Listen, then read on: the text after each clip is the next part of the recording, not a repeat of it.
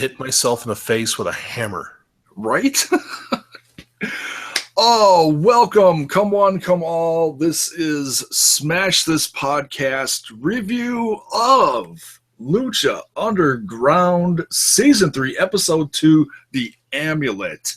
Joining me tonight for this first of all firsts, a live review of Lucha Underground.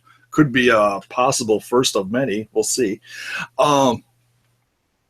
Is Mile High Laz, straight out of the Wrestle Addict. How you doing tonight, man? Yeah, we're doing all right, man. Took in a little bit of Lucha Underground, and I got that. I got my fix for the week, and I'm already counting down the minutes till next Wednesday. Oh man, my head between this and just watching Cruiserweight Classic, which I don't want to get into yet. We'll do that after this. But man, my head is freaking spinning. I don't know about you, dude. Oh yeah, dude. It was. I mean, the thing that was crazy about it, it's like I filled up I've got like a legal law pad that I've been taking notes on events just where I have stuff to kind of jog my memory. Yeah. Lucha Underground in a 1 hour show filled up a half of a page of a legal pad, and that's literally every line full from like end to end.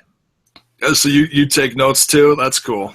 Well, it's just, I mean, the thing is like, I mean, you, especially with Lucha Underground and, I mean, especially with Lucha Underground, the thing is there's so many subplots, like the stories are intricate, whereas opposed to the WWE, the stories are usually like bash you in the face with a hammer. Yeah. So I mean, a couple of times I've had to go back and rewatch episodes because I missed stuff. Yeah. Like I missed something. I missed 20 seconds here because I was distracted, and then I missed what happened. So it was like I had to go back and watch it again. Yeah. Yeah, this was a loaded episode. I mean, between in-ring stuff, the matches, and also the storylines, surrounding the temple. Which let's get into that first, and then we can the second part of it we can talk about the matches that happened tonight. Because sure. I got some different opinions on that. I'm sure you do too. All right. Yeah. So I tried to take notes on all this stuff, but it happened so fast. Some of this, so you can help me fill in the blanks of something I miss. Hopefully, the whole scenario going on with let me get her name here. I've got it on here somewhere. Give me a second. Vasquez. Okay. There's so many of them. There's Cisco. There's Corporal Joey Ryan. No, not Corporal, but Lance Corporal, Sleazy Joey. Yes, Sleazy Joey. And just first of all, these, like I've said in past reviews, these characters are just so unique. I can't keep a straight face when I'm looking at Joey Ryan because I've seen all of his insane ring work and all the comedic stuff he's done over the course of the last couple of years that have gone viral. And now he's playing this serious cop. He's still got the sucker.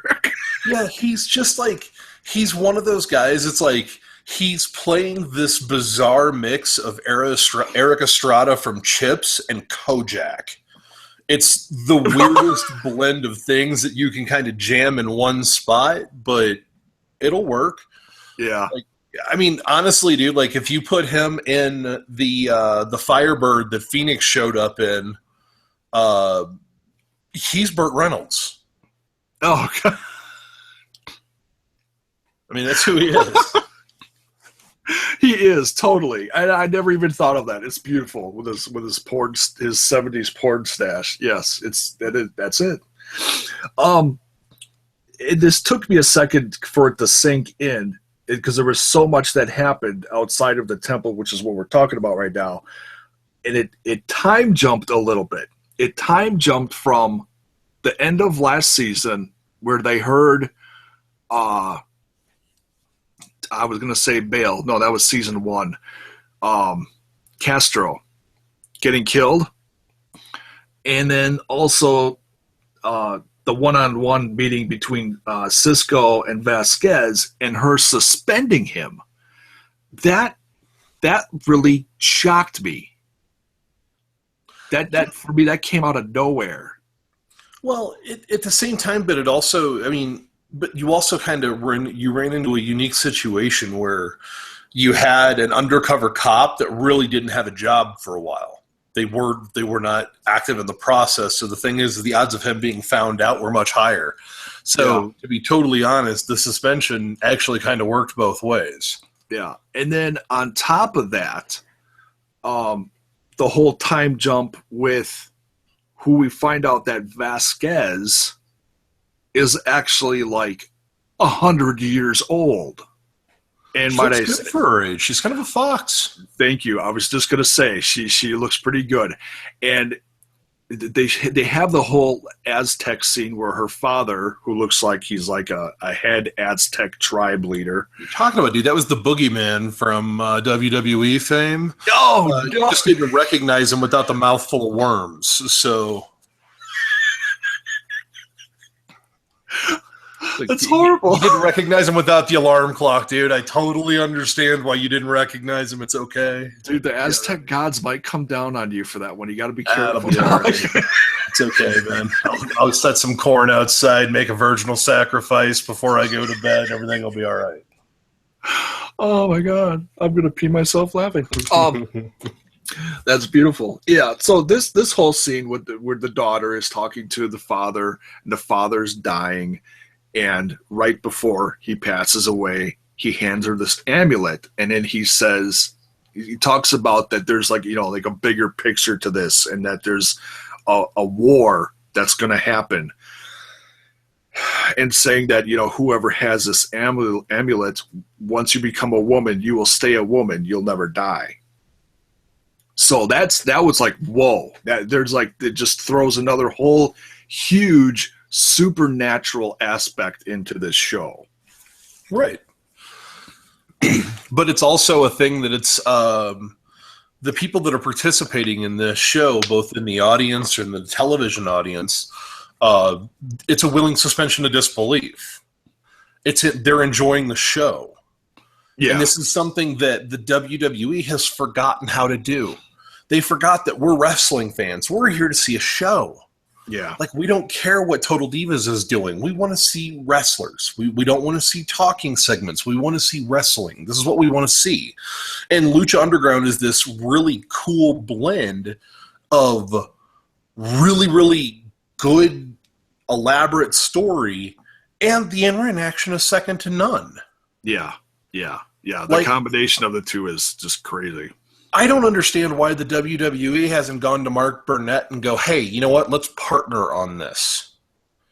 Because this could bring in a totally different market for them, and some of their stars that may not fit in the WWE environment would have a job then. They would have something to do.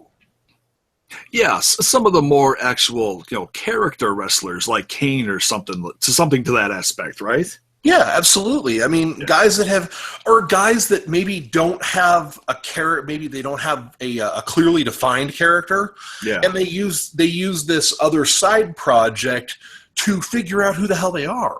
Yeah. So I mean, it's another potential growth process, and it's something where I don't know. I mean, to me, it's good business. You've made attempts to buy out everybody else. Why not this? Yeah, and I'm sure depending on how this grows over the course of the next couple of years, who knows what's going to happen. But yeah, so Vasquez is this little girl that we saw all grown up, who is like about, they say a millennia, 100 years old, except for when between the little girl scene and the office scene where she suspends Cisco and then pulls out the amulet, it's in half. Yep. So it's like, whoa, what happened to the amulet? And then we jump ahead. I'm gonna skip something here. I know I'm gonna miss something because my notes are. I should have rewritten my notes because my notes are all over the freaking place. So we'll just jump to the end where Mil Muertes is like freaking out because Prince Puma attacked him in the ring. I have a question, though. Shoot. Okay. The thing is like, okay, once again, willing suspension of disbelief, but this is also a show that has gone out of its way to make things as interactive and as realistic as possible because they're shooting with an actual special effects budget. Mm-hmm. But the thing that kind of cracked me up is the fact that he was hitting these lockers, and dude, those were the strongest lockers that have ever been made. I have punched a locker before, and I almost bent the door in. It's like, okay, Mil Muertes, like, this is this powerful being. Dude, he should be throwing those lockers.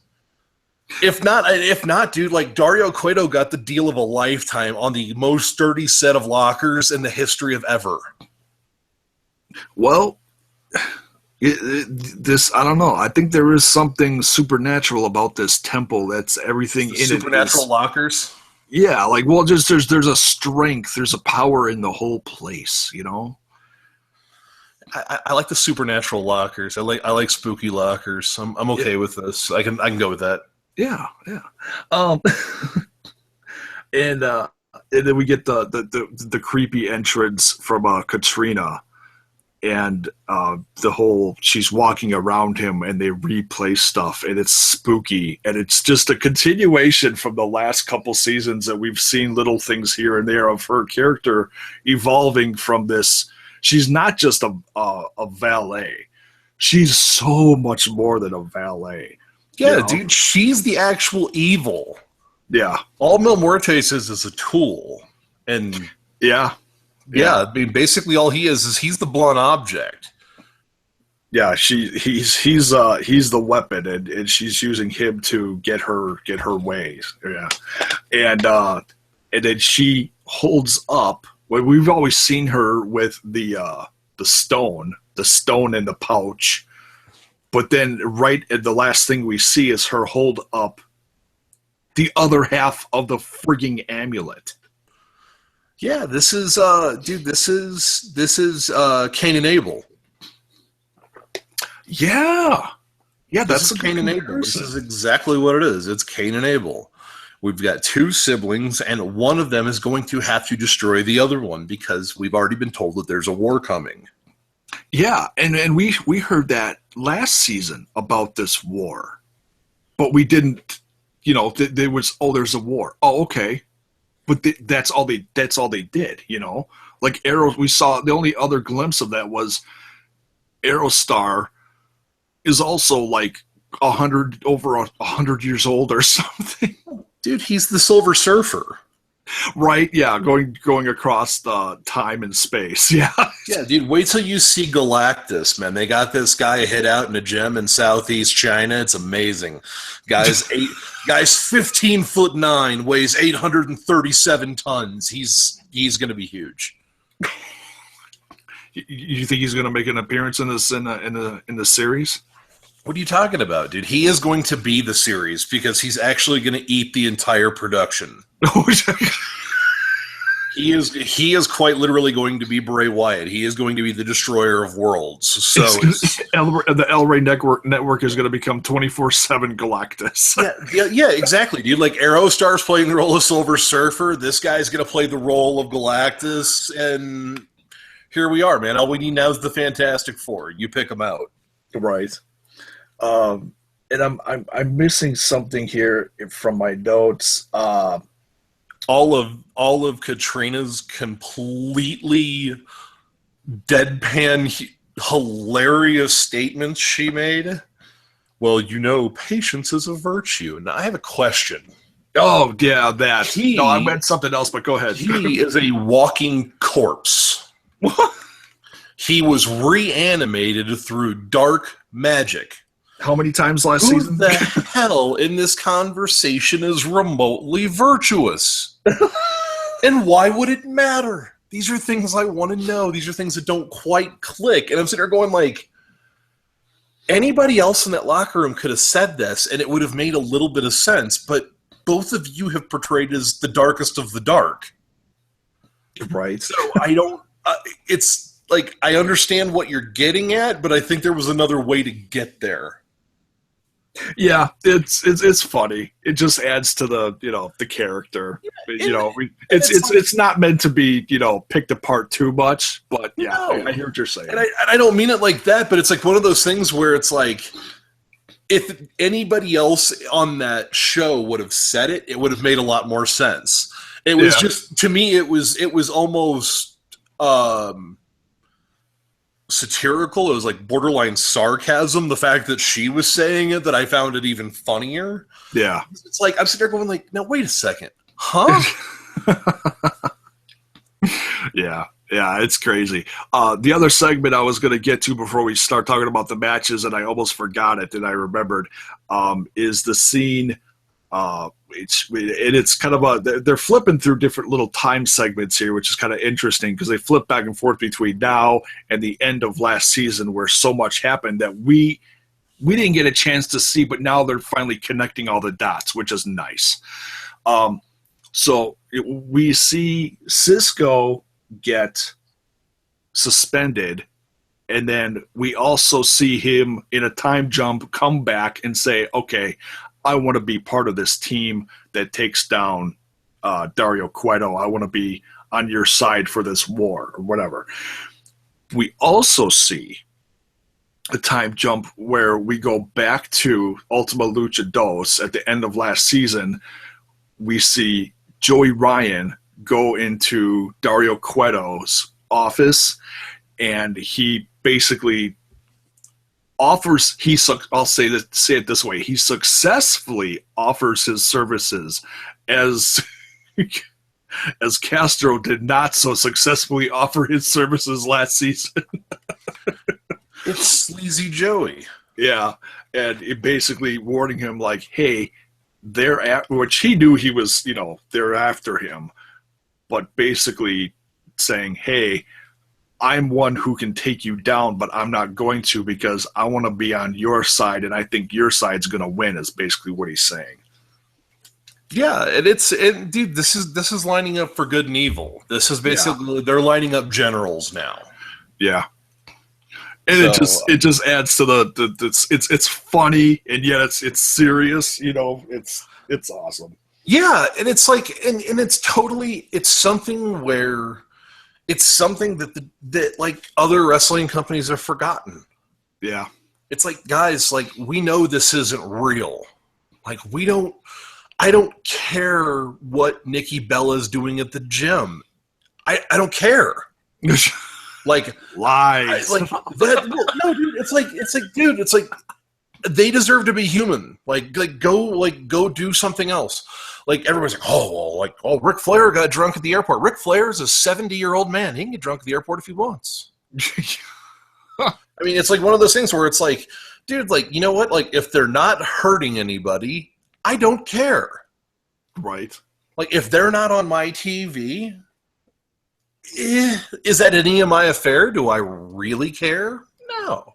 Yeah, I hear you. So it's like, that's the fun thing about Lucha Underground, is the fact that most of these guys are relative unknowns, and they don't really work anywhere of any consequence in the country. They work primarily in Mexico and Japan. Yeah. So that's the cool part about it, is it's like they interact with you like on a more personal level, but it doesn't quite seem as contrite as it does with the WWE. It doesn't seem as forced. Whereas, like, you're kind of like, I mean, they're basically just living their life, and you're kind of seeing bits and pieces as you go. I kind of dig that. Yeah. So, yeah, I mean, it's a totally unique concept in this world. That's rare. Yeah, and everything's just, everything at the end of last season was going at a boulder's pace, going down a snowball, flying down a hill. Now things are slowed down now. Right at the beginning of season 3, we're continuing a lot of stuff, but it's slowed down a lot. But has it? But like, dude, so much happened tonight. In an hour, so much happened. Yeah, and so many episodes are like that, where they squeeze so much in, and at the end of every episode, you're like, how the hell did they do that? It's like the storylines, I mean, I could see what you're saying, that the storylines slow down, but I think that as the season develops, I think the storylines kind of simplify into a couple of major storylines. Yeah. But I think at the beginning of the seasons, at least from what I remember, there was a ton of independent storylines. Like, you didn't really see anything that was meaningless. Yeah. Yeah, the first season was a lot of just awesome matches and not a ton of storylines, a few decent rivalries. The second season, escalated everything. They had year-long or season-long rivalries. Yeah, but they didn't beat you over the head with them. Stuff started at the beginning of the season, finished at the end of the season, and yet you weren't like, oh God, can we finish this already? Because they trickled it. we will talk more in depth about this exact subject in a couple when we start talking about the matches, because I have an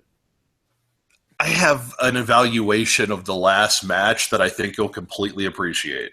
Okay, all right. So yeah, and that's pretty much it for the storyline stuff that I wanted to talk about. Unless there's something you want to add.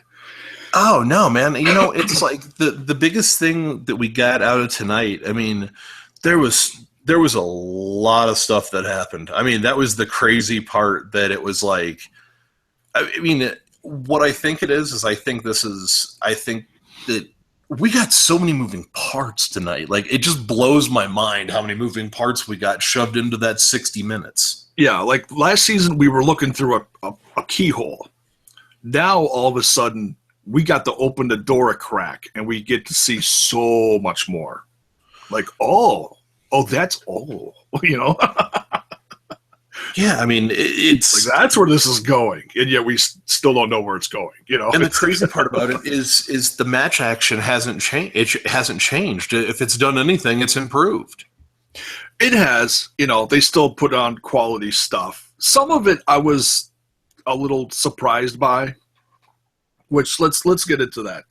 The matches start out with Famous B forever humiliating poor Melissa Santos, telling her that she can't do her job because she's not famous enough. So, and he introduces his new client from the end of last season, Dr. Wagner, along with the beautiful Brenda, is that her name? Yeah. And then Melissa Santos, gets the mic back and just, she's like, the way she announces these guys, she's like, I know what the hell I'm doing. And she announces Masquerita Sagrada, which is like, I didn't know. I didn't think this one was going to happen this soon in the season. I thought that was going to be more of a build-up. Not saying that the storyline's done now, but I thought we were going to have to wait a while. I think what this is going to turn into is I think you're going to see Wagner do an escalation of the card because he is a fairly big star in AAA. I don't see him coming in being a bit player. He's kind of like Alberto El Patron in that respect.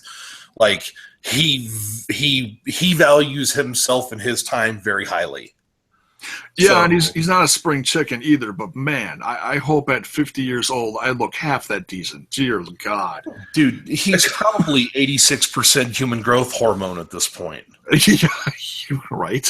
I mean, that's the thing that's kind of crazy is, like, you have some of these folks that come up out of Mexico that, like, you have no concept of how old they are. Yeah. Because there is no wellness program. There is no record system, like there's no national record system, stuff like that. I mean, yeah, it's this really, really weird mystery. But what I think this is going to turn into is I think Wagner's going to escalate up the card, and then he's going to challenge at something, and Sagrada is going to cost him the match.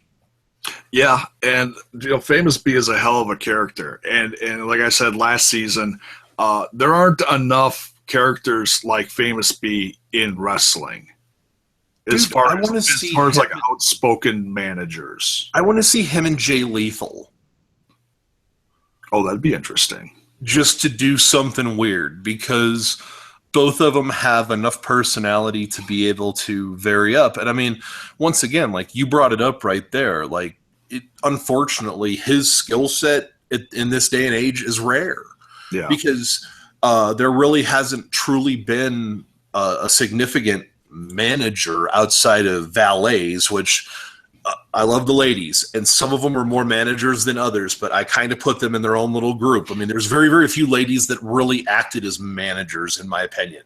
Yeah. Like, one of the very few would be like China. Yeah. Like, I mean, but like, think outside of that. I mean, like, when was the last time that we had like a real legit manager? Like, holy crap! It's been 5 years, 10 years. One of my last favorites was Abraham Washington, and unfortunately, he didn't last very long because he cracked some controversial jokes. Do you remember him from? Oh God, was he at ECW? The WWE's ECW or SmackDown? Probably. I mean, the last guy that I really put hooks into as a manager, and he's still one of my all-time favorites, is the Sinister Minister. Like, that guy is absolutely 100% one of my all-time favorite promos.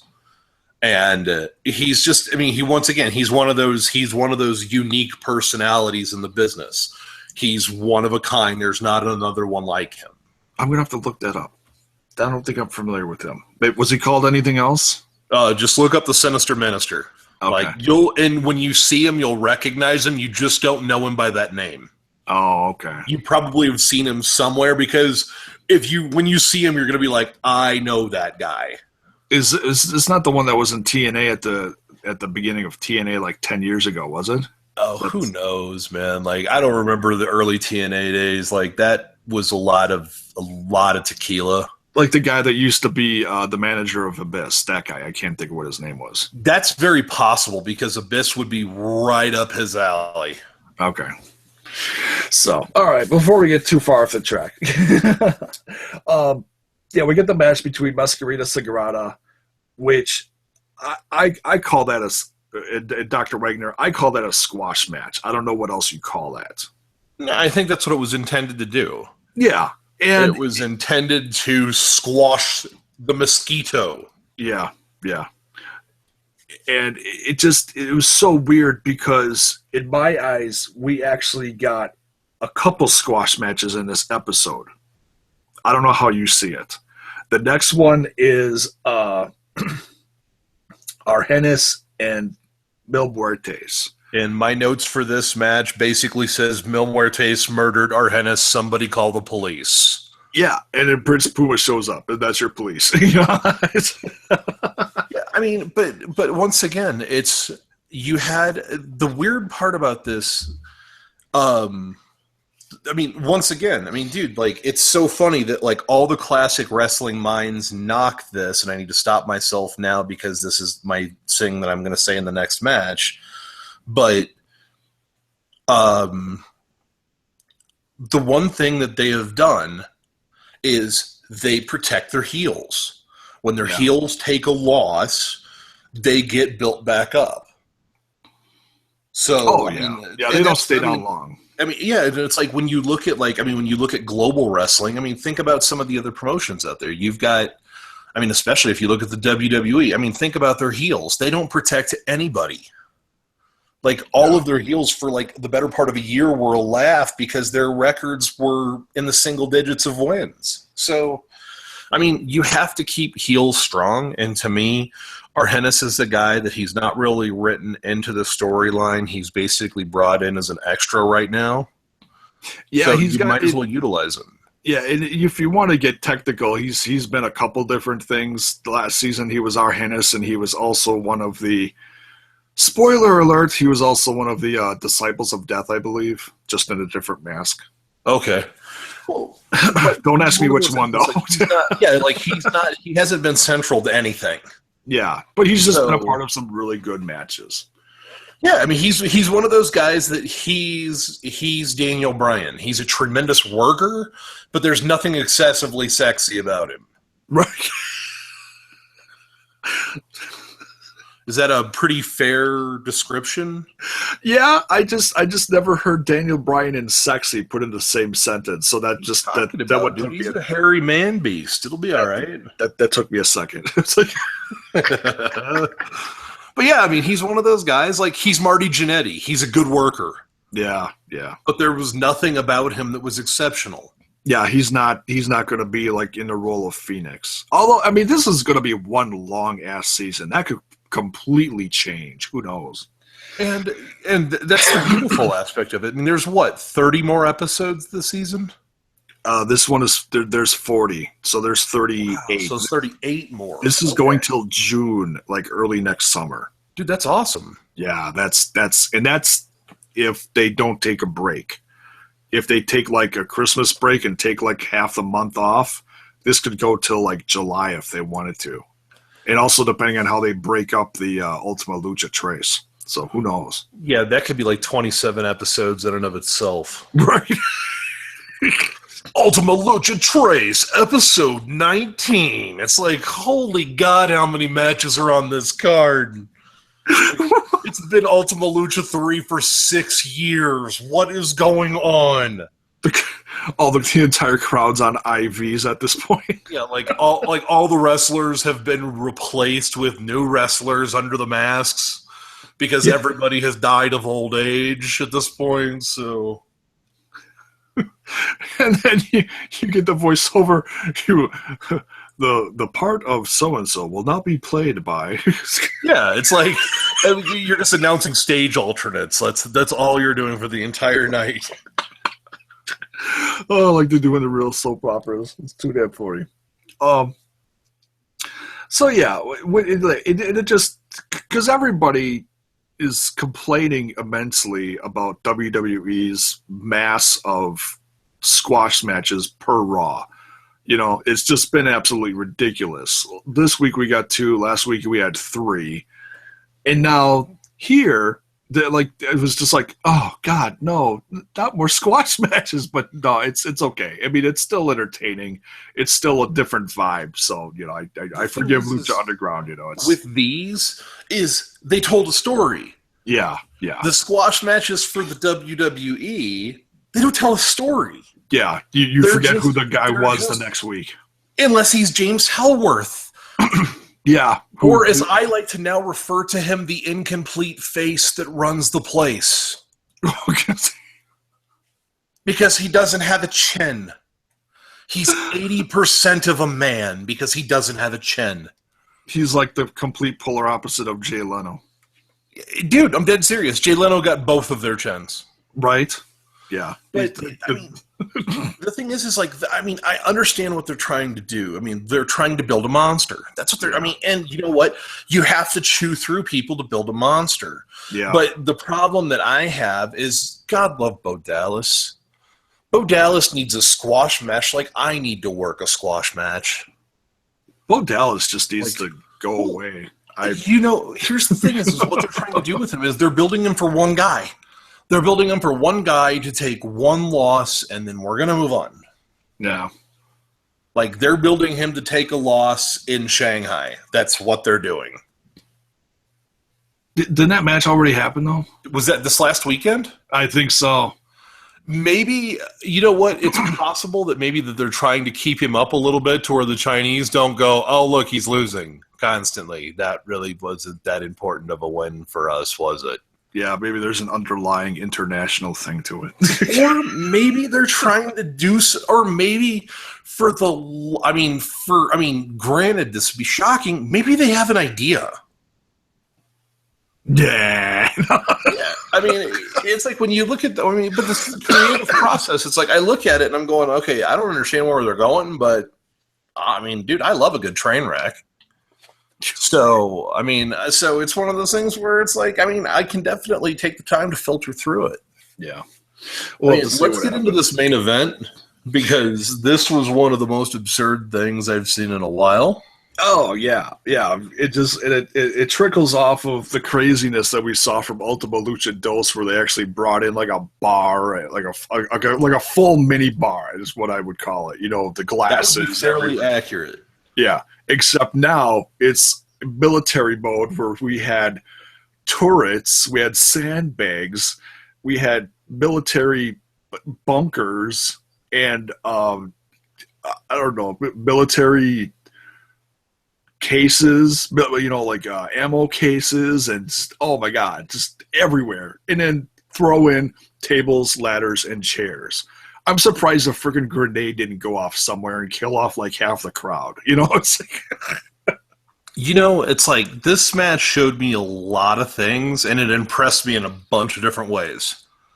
Yeah, it helped define, or how do I say this? Define and show another bunch of layers to Marty the Moth. Oh yeah, absolutely. Because, we've seen him in all the different behind-the-scenes crazy promos from last year. And his in-ring stuff is great, but now we saw almost like a culmination of both in this match. And that's the awesome part about it. It's like the one thing that I will give Marty is he bladed once, and it got a little bit of blood, and you saw that he wasn't happy with it, and then he went back. Oh, he was such a between the makeup and I shouldn't say makeup, but the camouflage, paint. Dude, he was a mess. Yeah, he was. He was a mess. I mean, that was the closest thing we've seen to a true Crimson Mask in a long time. Yeah, and it was beautiful. It just added to the psycho, and he just screamed at Killshot through the whole match. Half of it, I couldn't even tell what the hell he was screaming at him. I don't think he could tell you what he was screaming at him. Like one part, it almost sounded like he was like holding his head and screaming into his face, "I love you!" I was like, "Oh, what?" Whoa. Hey. The crowd came out with the Kill the Moth chant. And the crowd also came out with a creepy bastard chant that I totally... And then they were chanting something else that I couldn't quite make out, but I'm guessing that they were probably calling him an asshole in Spanish. Oh, the Puedo, or whatever it sounds like, Puedo. Yeah, it's basically... it's the equivalent of asshole, I think. My Spanish is horrible, but yeah, I'm learning it all over again over the last 3 seasons. Screw Dora, I got this, The one thing that cracked me up, and this was like the first glitch in the match, and it just absolutely busted me up, dude, because it was just, I mean, you'll have to watch it back, but when Strickland or Killshot reversed Marty the Moth and threw him into the announcer's table. Yeah. He cleared everything on the table. Oh, he cleared everything on the table. The first thing he hit, if he hit anything, was like a water bottle on the back edge. He cleared the monitors. He cleared the microphones. He cleared the on-off kill switches. He cleared all of it. And I was sitting there going, like, I was just laughing because he's like, I'm like, dude, like, you could hear it, like, in his head on the floor going, oh, dude, like, I was, like, 3 inches too high. Like, my inner Mojo Raleigh got out of control. I was a little bit too hype, so... And, dude, it's like, the first time he did it, it was, like, so funny. That's the reason why you saw when he walked back by, he knocked something off the table just out of spite. Nice. The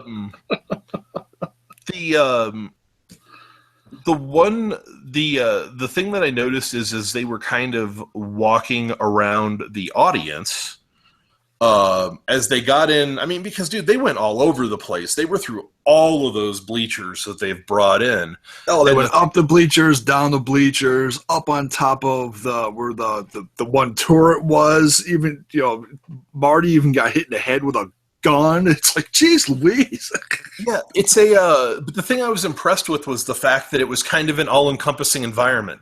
When they were even outside of the quote-unquote temple proper, even that stuff was themed with the rest of the temple. Like, it wasn't a situation of like, you know what, this is out of line of sight of what our normal TV cameras are, so we're not going to worry about this. Yeah. So, like, that really impressed me. Like, I dug that a lot. The only question I had in the last match, I had one. And you know what that question is? What is it, Laz? Why the hell are we on this ladder? Why the hell are we on this ladder? There is nothing hanging above the ring. Why are we on the ladder? This doesn't make any sense. You guys could have sat down in chairs and brought and slapped each other in the face. Why are we on this ladder? Like, it was to do the finisher, but yeah. When I saw it, like I thought maybe the dog tags were hung up above the ring. Like I missed them hanging the dog tags up or something like that. Yeah. But I'm sitting there going like, that was the only thing that I got to, and I'm just going like, why are we on this ladder? Like I can't come up. Like Marty like climbed up the ladder, and he was up there by himself doing whatever the fuck he was doing, being a creepy bastard according to the crowd. Wasn't Killshot on the table though? No, because or maybe he was. I mean, I don't know, dude, but it was like it didn't make any sense. Well, because I was just assuming it was supposed to be for some kind of high spot, which is what we got in the end. But we even got the sister going through a table. Oh, dude, that bump was scary as hell. Yeah. Did you see how she hit? Yeah. She basically hit like her lower back, upper pelvis. It still took out the table. Well, she took out the tables, but the thing that I was worried about is the fact that basically the Jeff Hardy effect. She clipped enough of the table to rotate herself and to cause injury. That was my primary concern when I saw it. I was going, oh. And I think a lot of that was because it was shot top down, so that angle looked so much more severe. Yeah. But yeah, it was just like finally it was just like, why are we on this ladder? That's all I want to know. Like, and especially like if you're Marty the Moth and you're looking over and you're seeing Shane Strickland climbing up the ladder, get off of it and push it over. Be a heel. This is what you would do. Yeah. But yeah, I mean, those two guys, like, dude, I love Shane Strickland. Like, he's a tremendous worker, and he's one of those guys, like, his evolution as in the world of wrestling has been unreal in the last, like, 2 years. Yeah, he's becoming one of my favorites in Lucha Underground, and I haven't seen a lot of his other stuff. You know, I've heard his name mentioned here and there, but, you know, I'm learning more and more as, you know, you see certain matches and then you hear mentions of other stuff and then you go, oh, let's check out what this guy did. And then you see YouTube videos and all that kind of stuff. And so, yeah, he's a great worker, and he's got such a thick backstory, you know, with this old, the military background stuff. There was even people in the crowd like saluting at the end of the match. It was great. Wait till Killshot with all of the safety functions removed debuts. Oh, I'm sure we're going to see that by the end of the season. Because dude, when he debuts, you put those two in a ring, something insane is going to happen. Yeah. Yeah. Like, that could be Ricochet Osprey territory. That's what I'm talking about. Oh, there you go. So yeah, the finisher was great. There was a lot of really good moves in between here. You know, like I said, we have Mariposa through a table, crazy bump. There was a cradle. He did a cradle driver to Marty the Moth. Killshot even went through a couple tables. And I think there might have been a world record for holy shits during a match. Yeah, it was insane. Like the whole match. Okay. Here's my thought process, and this was something that kind of hit me. I'm sitting there watching that last match, and I'm going, the thing that cracks me up about this is all of the old timers, the Cornettes, all of your old Southern style wrestlers, they're talking shit about Lucha Underground. Ric Flair, like, oh, it's too fast. There's too many flips. There's this, there's that. But the thing that's so funny is the undermodel has never changed. Yeah. It's been the same for 70 years. You have a good guy, you have a bad guy, they have a disagreement, they have a match.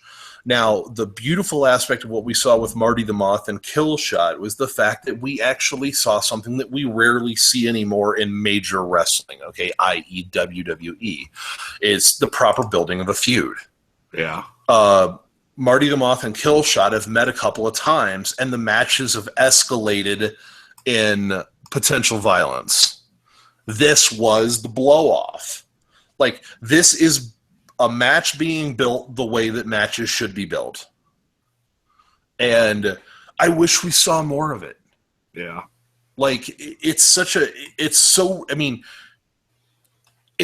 rewarding to see two people just absolutely build to an absolute blowout.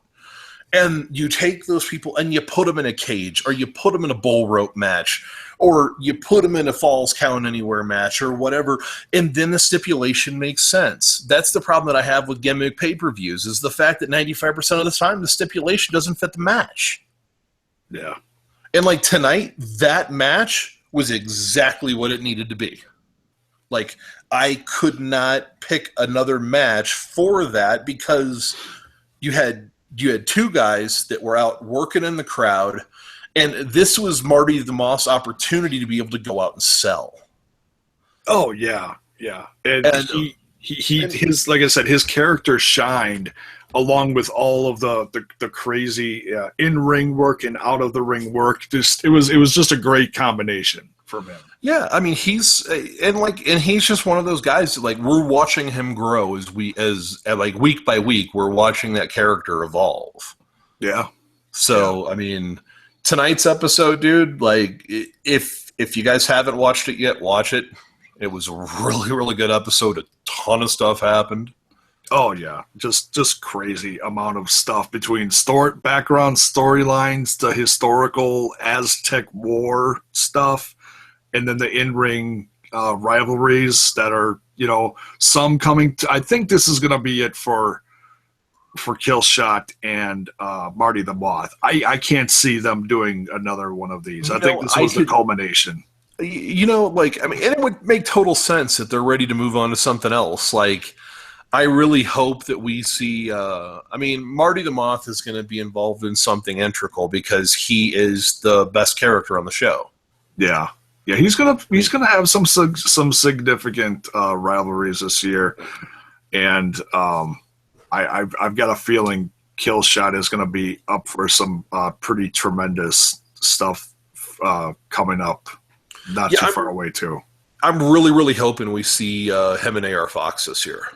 I didn't want to say anything, but yeah, I've heard little things. I don't know. I'm not giving any details or nothing, but the fact that we saw AR Fox getting beat up in the season 3 trailer, and he's in LA, and he's got, military dog tags on, that says something. Yeah, but dude, the thing is those two guys are going to put on something that is going to be completely unique. Yeah, so, I think something very different from what we saw tonight between Marty the Moth and Killshot. Because I look at Marty the Moth kind of like a Bray Wyatt / Kevin Owens character, where he's a big guy, but the guy can fly. Yeah, he can move. I mean, I would say Kevin Owens. I mean, he's not as talented as Kevin Owens. Kevin Owens is a freak. I mean, that guy is just, he's the total package. Yeah. But it's a great comparison. I mean, if Marty's work gets better, it's a dead-on comparison. Yeah. I mean, I dig it. Like, that's a great comparison. And I want to see more. It's like we've seen so much backstory stuff, like character stuff. I want to see more in-ring stuff. But that's how this show is. There's only so much that you can cram, and you can't take the entire roster and throw it in in 1 hour. We're probably not going to see both of these guys now for maybe a few weeks, and then they'll start building up other stuff. So who knows? But that's the great thing about this, is it's I think it's fairly unpredictable, because it's like, whoa, where'd they pull this out of? And then that's the part that makes this show so fun. Mm-hmm. And that's the reason why, like, It's weird, man. Like, this show is so hit or miss with people. Like, it's like people either love it or hate it. There's no middle. Yeah. I mean, there's no people that are just like, oh, it's there. Like, that's like, this is a very, very polarizing show. Now, granted, more people are in the like department because of the talent, but it's like a lot of people take issue with like, oh well, you know, that's ridiculous, that's magic, and it's like, you're the same idiots that have been cheering on the Undertaker for 25 years. Shut up. Yeah, like I had a friend, and I'm not going to name any names because he might watch this. So no. But I had one friend criticize it that he didn't like all of the intergender matches that went on last season. He thought that was too much, and I thought it was like one of the best things there was. Yeah, like that's the weird aspect of it. Like, dude, like, you know what? That's not the first time I've heard that exact same thing. Yeah, I mean, it's like there are some people that like, dude, they struggle with it, and it's like one of those things where it's like, guys, we know this is all an act. Yeah. We know this is an act. Like, this is not reality, regardless of how much people want to make it that, it's not.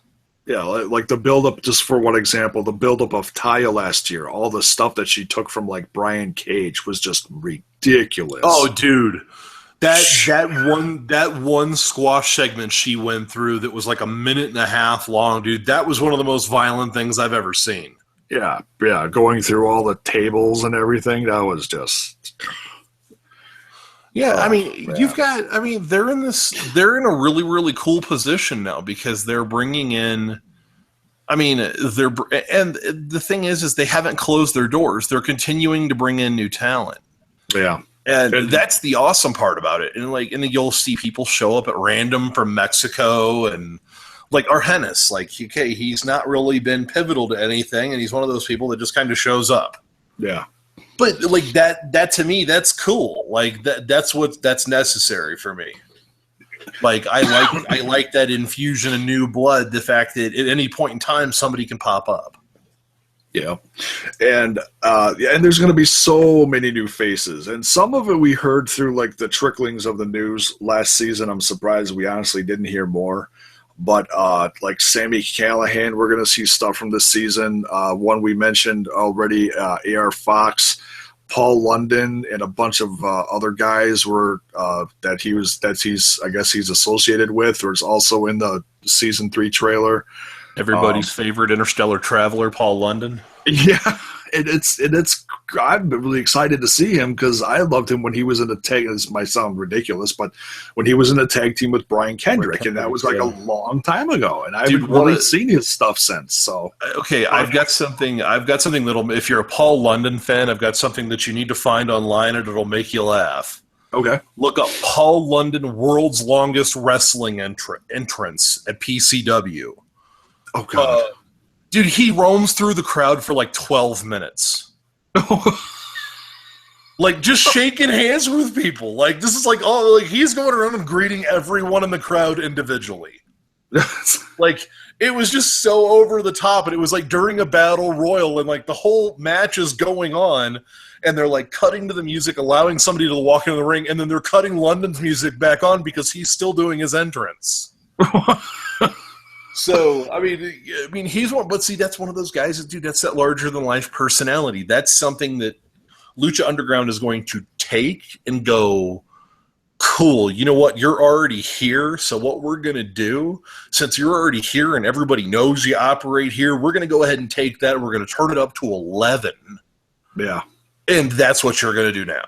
Yeah. Yeah, I can't wait to see what they do with him. Yeah, and it's like, and it's one of those things where it's like there's nobody that they've brought in that I'm going to look at and go, oh, dude, like I don't trust what they're going to do with him, like because they haven't done wrong by anybody. No, they've done great stuff with everyone, whether it was a win or a loss. It's still entertaining. The only thing that I think some people like, it took me a second because it's a cultural thing that we don't see that a lot. Or we haven't seen that in the last couple of decades. Scaletta? Yes, thank you. The good old Exoticos. Yeah, and the last time we saw something like that in the WWE was like Rico Constantino, you know, Gold back. Dust. Well, yeah, but he hasn't done a lot of. He's come out and he's done a lot of badassery lately. He hasn't done the classic Gold Dust like he used to come out and be Sure. like slithering and nasty and oh god no, he needs to stop touching himself like that. Stop that. It's just we haven't seen that from him in quite a few years. Yeah, I'll give you another homework assignment off the air for if you like creepy sexy wrestlers. I've got something that will quite literally be directly in your wheelhouse, sir. You're scaring me already. What is it?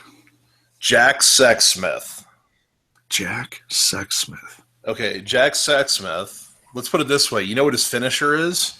No, I've never even heard of him. It's a mandible claw that he wears a condom on his fingers. And it's Mr. Kako. I'm glad I wasn't drinking anything just then. Dude. And he's genius. And he's genius. Like, I want to see him and Dalton Castle together because the world might implode. Oh dear God. So Jack Sexsmith. All right, folks, we're gonna look that one up. Everybody's Jack Sexsmith. Just thank me later, and if you're offended, you can go ahead and send it at JAYBONE. Just go ahead and you know what? We'll go ahead and we'll talk about it at that time. You can at me on Twitter, JAYBONE5150, and we'll have some laughs. Yeah. So I think that's gonna wrap up this episode.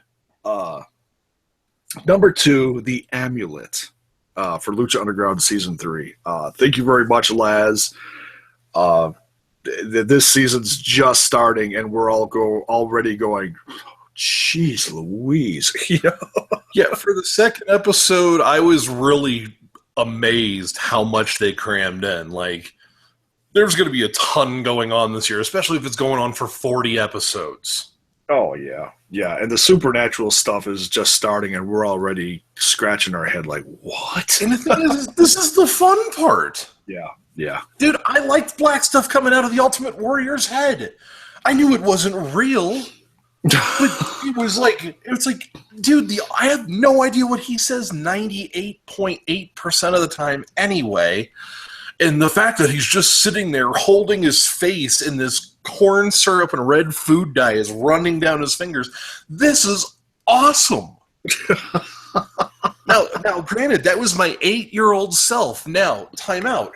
We've fast forwarded. We've come into the actually, no, it wasn't my 8-year-old, it was about my 11-year-old self. We come fast forward into the present. I watched that exact same thing about a week and a half ago. You know what I still thought? It was still awesome. Yeah. So, I mean, dude, give me Wrestle Magic. Give me Wrestle Silly. I'm okay with this. Yeah, we're going to get all of that this season. We're going to get the stuff like Masquerita Sagrada where you go, oh, he's cute, but he can still run around, and then he gets squashed. And then, yeah, so you get everything, yeah. I think they need to bring in a little kimono. Have you seen the little blue monkey in Mexico? I've seen video of that, like getting kicked and flying 10 feet out of the ring. Baseball slid into somebody. God. Just crashing and burning and going, oh my God. The human rights violations that have taken place to that poor guy. Oh, just scary. So I think that's going to do this. That is going to do it for this review of this episode. Thank you very much, Laz. Can't wait to do this again with you. Oh, dude, anytime, man. Are we going to do CWC right after this? If you want to. Okay. If you're up for it, that's fine. We'll just take a short break and we'll jump back into it. Yeah, sounds good, man. All right. So, folks, stick around, even though there's no folks out there currently watching live right now. That's all right. We're just saying stick around. And we'll be right back. Thanks for listening. We'll see you next time.